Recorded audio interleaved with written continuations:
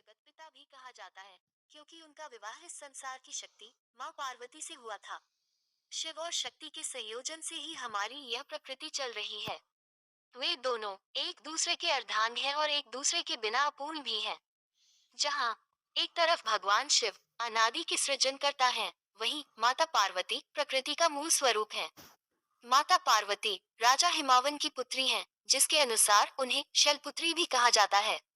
सनातन धर्म के अनुसार देवी गंगा का अवतरण भी हिमालय से हुआ था, जिसके अनुसार वे माता पार्वती की बहन लगती हैं। एक कथा के अनुसार एक बार इन दोनों बहनों में शिव जी को लेकर विवाद हो गया, जो संभाले नहीं संभल रहा था। आइए जानते हैं माता पार्वती और गंगा जी के विवाद की रोचक कथा के बारे में।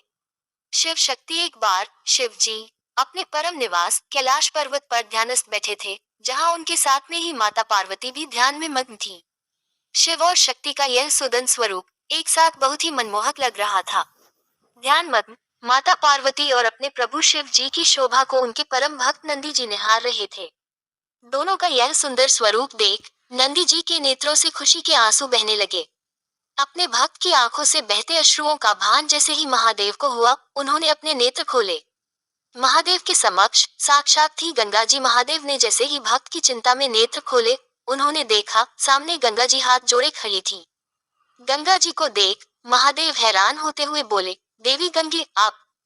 तो उत्तर में माँ गंगा बोली, हे आदि पुरुष, आपके इस रूप को देखकर मैं आप पर मोहित हो गई हूँ। कृपा कर मुझे पत्नी रूप में स्वीकार करें। माँ पार्वती का क्रोध जैसे ही माँ गंगा के स्वर माता पार्वती के कानों में पड़े, वे हैरान हो गईं। माँ गंगा की यह बात सुनकर उनके नेत्र लाल हो गए और क्रोधवश वे बोल पड़ी, देवी गंगा सीमा न लांघिए। मत भूलिए महादेव हमारे पति हैं। यह सुनकर ठिठोली करते हुए माँ गंगा बोली, अरे बहन, क्या फर्क पड़ता है। वैसे भी भले ही तुम महादेव की पत्नी हो, फिर भी देवाधिदेव महादेव अपने शीश पर तो मुझे ही धारण करते हैं। जहाँ महादेव के साथ तुम नहीं जा सकती, मैं तो वहां भी पहुंच ही जाती हूँ। गंगा की यह बात सुनते ही माता पार्वती के क्रोध का ठिकाना न रहा। उनका क्रोध से मुख भयंकर हो गया। माँ पार्वती का गंगा को श्राप। माँ गंगा के वचन सुनकर माँ पार्वती उन्हें श्राप देते हुए बोली, गंगे, तुमने मेरी बहन होने की सीमा लंघ दी है।